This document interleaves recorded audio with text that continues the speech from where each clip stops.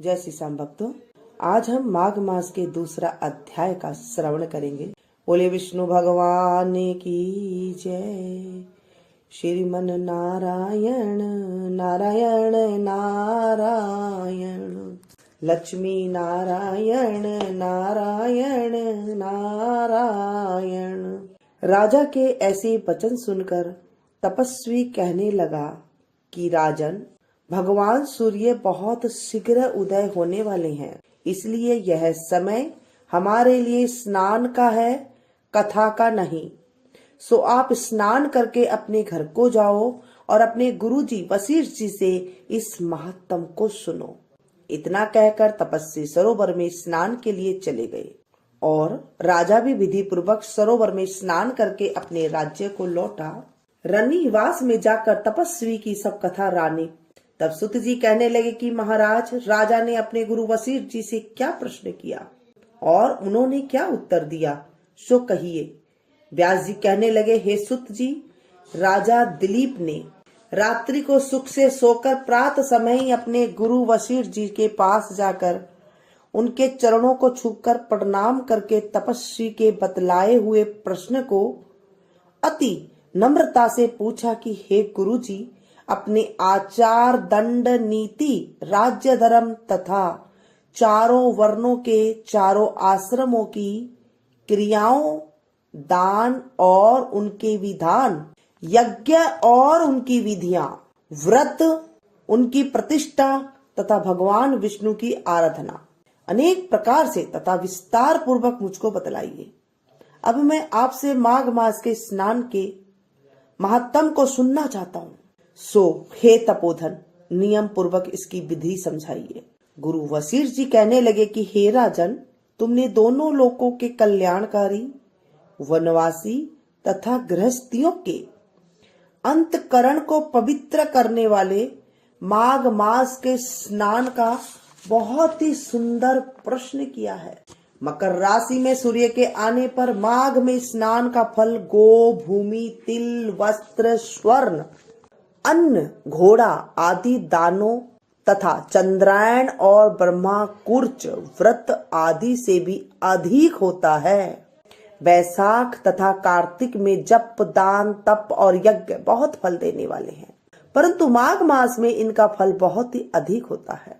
माघ में स्नान करने वाला पुरुष राजा और मुक्ति के मार्ग को जानने वाला होता है। दिव्य दृष्टि वाले महात्माओं ने कहा कि जो मनुष्य माघ मास में सकाम या भगवान के निमित्त नियम पूर्वक माघ मास में स्नान करता है, वह अनंत फल वाला होता है। उसको शरीर की शुद्धि, प्रीति, ऐश्वर्य तथा चारों प्रकार के फलों की प्राप्ति होती है। अदिति ने 12 वर्ष तक मकर संक्रांति में अन्न त्याग कर स्नान किया, इसलिए तीनों लोकों को उज्जवल करने वाले 12 पुत्र उत्पन्न हुए। माघ में स्नान करने से ही रोहिणी, सुभगा, अरुंधति दानशीला हुई और इंद्राणी के समान रूपवती होकर प्रसिद्ध हुई। जो माघ मास में स्नान करते हैं तथा देवताओं का पूजन में तत्पर रहते हैं, उनको सुंदर स्थान, हाथी और घोड़ों की सवारी तथा दान को द्रव्य प्राप्त होता है और अतिथियों से उनका घर भरा रहता है और उनके घर में सदा वेद ध्वनि होती रहती है। वह मनुष्य धन है जो माघ मास में स्नान करते हैं, दान देते हैं तथा व्रत और नियमों का पालन करते हैं और दूसरों पुण्यों के क्षीण होने से मनुष्य स्वर्ग से वापिस आ जाता है। परंतु जो मनुष्य माघ मास में स्नान करता है, वह कभी स्वर्ग से वापिस नहीं आता। इससे बढ़कर कोई नियम, तप, दान, पवित्र और पाप नाशक नहीं है। भृगु जी ने मणि पर्वत पर विद्याधरों को यह सुनाया था। तब राजा ने कहा कि ब्राह्मण, भृगु ऋषि ने कब मणि पर्वत पर विद्याधरों को उपदेश दिया था, सो बतलाइए। तब ऋषि जी कहने लगे कि राजन, एक समय 12 वर्ष तक वर्षा न होने के कारण, सब प्रजा क्षीण होने के कारण संसार में बड़ी उद्विग्नता फैल गई। हिमाचल और विंध्याचल पर्वत के मध्य का देश निर्जन होने के कारण श्राद्ध, तप तथा स्वाध्याय सब कुछ छूट गई। सारा लोक विपत्तियों में फंसकर प्रजाहीन हो गया। सारा भूमंडल फल और अन्न से रहित हो गया। तब विंध्याचल से नीचे बहती हुई नदी के सुंदर वृक्षों से आच्छादित अपने आश्रम से निकलकर श्री भृगु ऋषि अपने शिष्यों सहित हिमालय पर्वत पर गए। इस पर्वत की चोटी नीली और नीचे का हिस्सा सुनहरी होने से सारा पर्वत पीतांबरधारी श्री भगवान के सदृश लगता था।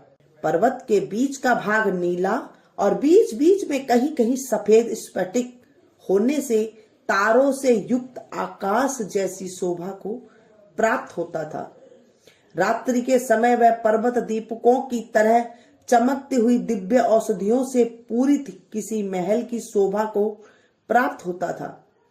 वह पर्वत शिखाओं पर बांसुरी बजाती और सुंदर गीत गाती हुई किन्नरियों तथा केले के पत्तों की पताकाओं से अत्यंत शोभा को प्राप्त हो रहा था। यह पर्वत नीलम, पन्ना, पुखराज तथा इसकी चोटी से निकलती हुई रंग बिरंगी किरणों से इंद्रधनुष के समान प्रतीत होता था। स्वर्ण आदि सब धातुओं से तथा चमकते हुए रत्नों से चारों ओर फैली हुई अग्नि ज्वाला के समान शोभायमान था। इसकी कंदराओं में काम पीड़ित विद्याधारी अपने पतियों के साथ आकर रमण करती हैं और गुफाओं में ऐसे ऋषि मुनि जिन्होंने संसार के सब क्लेशों को जीत लिया है, रात दिन ब्रह्मा का ध्यान करते हैं और कई एक हाथ में रुद्राक्ष की माला लिए हुए शिव के आराधना में लगे हुए हैं। पर्वत के नीचे भागों में जंगली हाथी अपने बच्चों के साथ खेल रहे हैं तथा कस्तूरी वाले रंग बिरंगे मुर्गों के झुंड इधर उधर भाग रहे हैं। यह पर्वत सदा राज, हंस और मोरों से भरा रहता है। इसी कारण इसको हम कुंड कहते हैं। यहाँ पर सदैव ही देवता, गुह्यक और अप्सरा निवास करते हैं। बोलिए शंकर भगवान की जय, माघ मास की जय। आज हमने माघ मास का दूसरा अध्याय का स्मरण किया है।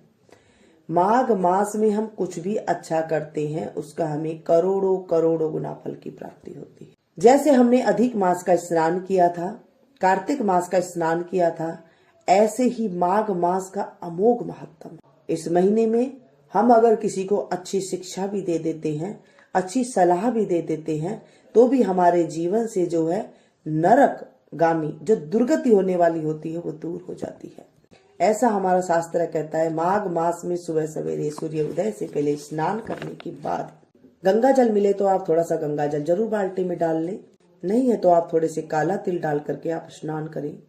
हो सके तो आप मौन रहें, क्योंकि माघ मास में मौन रहने का नियम थोड़ी देर के लिए आप ले लें, 1 घंटे के लिए, 20 मिनट के लिए, 2 घंटे के लिए, जितना आप रह सकते हैं नियम ले सकते हैं। इनके करने से हमारे जीवन में सुगमता की प्राप्ति होती है, अच्छे अवसर आते हैं, घर में सुख शांति की प्राप्ति होती है। आप 1 महीना माघ मास स्नान करके देखिए, आपको खुद न खुद आपको कुछ बदलाव नजर आएगा। आज हम गंगा मैया की आरती करेंगे। बोलिए माघ मास की जय, आरती गंगा मैया की जय, माँ जय सुरसरी मैया की जय।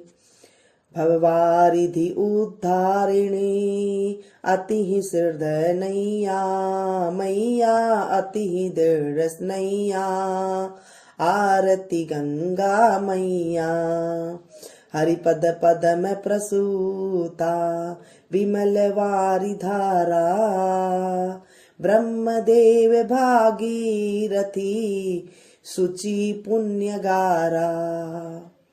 शंकर जटा बिहारिणी हारिणी त्रैतापा, सगर पुत्र गण तारिणी हरिणी सकल पापा। गंगा गंगा जो जन उच्चारत मुख सो। दूर देश में स्थित भी तुरत तरत सुख सो। मृत की अस्थि तनिक तब जल धारा पावे। सोसन पावल हो कर परम धाम जावे। तब तटवासी तरुवर जल थल चर प्राणी। पक्षी पशु पतंग गति पावे निर्वाणी। मातु दया मति कीजे दीनन पर दाया। प्रभु पद पद्म मिला कर हर लीजे माया। आरती गंगा मैया माँ जय सुरसरी मैया। भववारिधि उद्धारिण अति ही सुदृढ़ नैया। बोलो गंगा मैया की जय। माह के महीने में गंगा स्नान के और तीर्थ का बहुत ज्यादा महत्व है। प्रयाग का बहुत ज्यादा महत्व है। तो अगर आप स्नान करने तीर्थ नहीं जा सकते हैं तो घर में ही इनका नाम अवश्य लेकर के आप स्नान करें। जब आप बाल्टी में जल भरते हैं उसके बाद थोड़ी देर आप गंगा जमुना गोदावरी इनका नाम लेकर के आप स्नान करें तो हमें तुरंत ही वो गंगा मैया का जो स्नान करने का पुण्य होता है वो मिल जाता है। या फिर हरर गंगे इस तरह से कह करके भी हम स्नान करते हैं। दान के लिए आप कुछ भी दान दे सकते हैं। जो भी जैसे कोई फ्रूट है वो आप दान में दे सकते हैं। एक कटोरी अगर हम आटा भी देते हैं तो वो भी हमें करोड़ों गुना होकर के मिलता है। तो हो सके जितना आप अच्छा काम कीजिए, दान पुण्य कर सके तो दान पुण्य कीजिए। जो आपको अच्छा लगे वो कर सकते हैं। मिलती हूँ फिर से एक नई वीडियो में नई जानकारी के साथ। तब तक आप लोग देखते रहिए न्यूज संगीत।